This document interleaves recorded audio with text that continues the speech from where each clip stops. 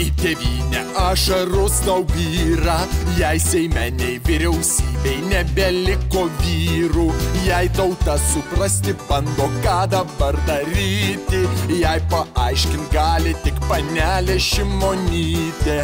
Šimonytė aiškina finansus, lyg dainuotų rusiškus romansus. Kalba, dirba, žada tikrą tvarką, Lietuva ir juokiasi ir verkia, bet kad žmonės juokiasi iš šitų kalbų, rodos nei ministrai, nei premjerui nesvarbu.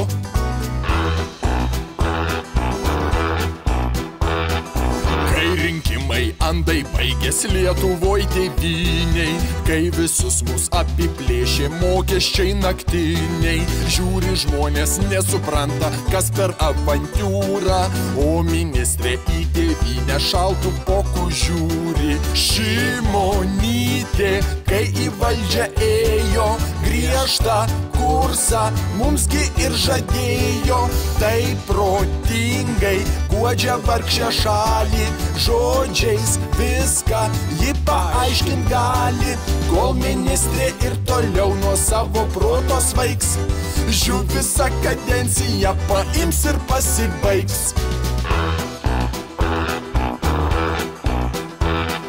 Jie mums žada ir gerovę, ir turtus, ir eurą, betgi sėdim kaip sėdėję palei geldą kiaurą. Jei biudžetas vėl skylėtas, reikia nesismulkint, kelt tautiečiams PVM-ą ir kitaip juos dulkint. Šimonytė tarp finansų nardo, iš šešėlio traukia milijardą, kai eilinį kartą nepavyksta. Šimonytė ant piliečių pyksta, taip ir norisi paklausti, o dievai už ką? Lietuvai su vyriausybėm taip nesiseka.